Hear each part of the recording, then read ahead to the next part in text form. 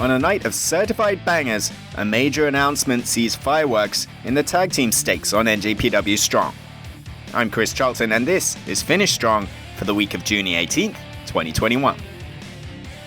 Ignition got off to an explosive start this week with big-time singles matchups and a fantastic tag team contest to boot, all starting with the first match of Alex Coughlin's Open Challenge series, as he faced the Walking Weapon and Impact Wrestling's X-Division champion, Josh Alexander. Two athletes with strong amateur backgrounds, the match started immediately on the mat, with Coughlin coming up with a groin stretch before a snug headlock and then a tackle that bowled right through Alexander and took him to the floor. Back inside though, the Walking Weapon connected with a short knee and then a phenomenal signature low crossbody that took Alex out ringside. Alexander would target the ankle before changing his game up with a nasty knee to the face. Chops in the corner would fire Coughlin up, and although Alexander was able to pick the ankle of his opponent, a roll through ended with a hard, high and tight German suplex for the LA Dojo member. Coughlin followed with a tackle and then his incredible deadlift gut-wrench suplex, but the persistent Alexander went back to the ankle. As Coughlin reversed the holds and continued to stay in this match, the Walking Weapon got two from a Chaos Theory on Coughlin, but there was no quit in the Shibata student. The stinging chop and a bridging fall-away slam got two, but eventually Alexander found that ankle lock and got his hooks in. Still, Coughlin refused to quit and tried to find victory any which way he can. A hard struggle as both men tried to bridge off the mat, eventually ending with Alexander connecting with Divine Intervention for the 3 count in what was a phenomenal opener to the action here tonight on Strong. More personal were the ties that brought Fred Rosser and Adrian Quest to battle against Barrett Brown and Bateman. 2 weeks ago, Brown got a singles victory over Quest thanks to the aid of the dark and demented Bateman, who has been a sort of twisted life coach for 50 caliber ever since. Yet Rosser wanted to even the odds for Adrian Quest. But when Brown wanted none of Quest at the opener, young Fuego was up against the bigger opponent in Bateman at the start. Still, Quest was able to outquick Bateman and landed a springboard dropkick that brought Rosser in. The Suntan Superman overpowered Barrett Brown, but Bateman would prevent the apron suplex and then took down an isolated Rosser.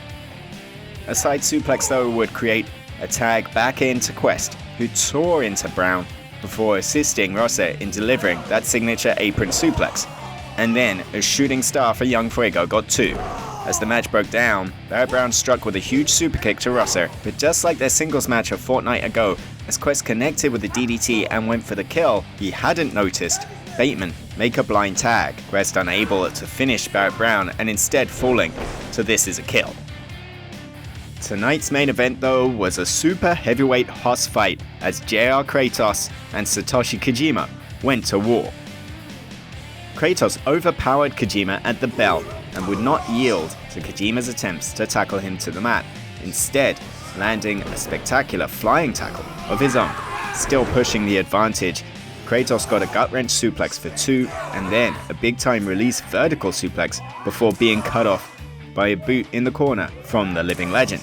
Kojima unloaded a clip of machine gun chops, but Kratos withstood the barrage and then stopped an elbow. The most feared had dangerous intentions out on the apron as he tried to German suplex Kojima out to the floor, but instead was stopped with a DDT on the hardest part of the ring from Kojima. Back inside, the signature elbow of Satoshi Kojima got two, but Kratos fired back with a sit-out chokeslam and then a brainbuster for a near fall of his own. Kojima wouldn't die, kicking out and then connecting a DDT and a second and a third, but Kratos would not stay down until finally a Koji Kata kept him on the mat. As the match continued, Kojima and Kratos dealt each other heavy strikes, and though a first attempt at the lariat from Kojima was cut off by a Kratos knee, and the second time of asking, the lariat connected for a Kojima victory.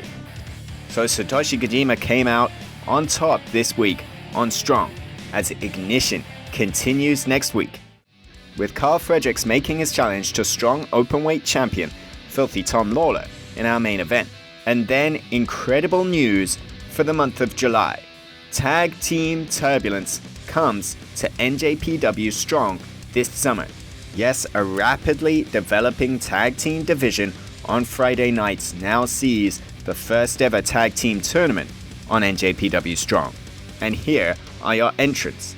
As Clark Connors and TJP reform a former Super Junior Tag League combination. Yuji Nagata is back on Friday nights and teaming with Red Narita in the tournament. Kevin Knight and the DKC represent the current LA Dojo class. The West Coast Wrecking Crew of Royce Isaacs and Jarrell Nelson go to battle. As well, a combination that made an impressive debut last week, Freddie Ahai and Wheeler Yuta, Brody King and Chris Dickinson will bring Violence Unlimited to Tag Team Turbulence. And JR Kratos and Danny Limelight will be representing Team Filthy. And then, perhaps the biggest name for last, Gallows, Anderson. The Good Brothers are back in New Japan Pro Wrestling for the first time in over 5 years in Tag Team Turbulence on NJPW Strong.